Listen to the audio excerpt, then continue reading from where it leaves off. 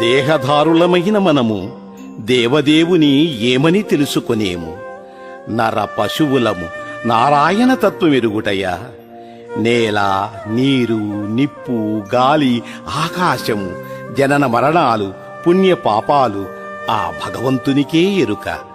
శరణాగతులము, మనలను శ్రీపతియే రక్షించుగాక.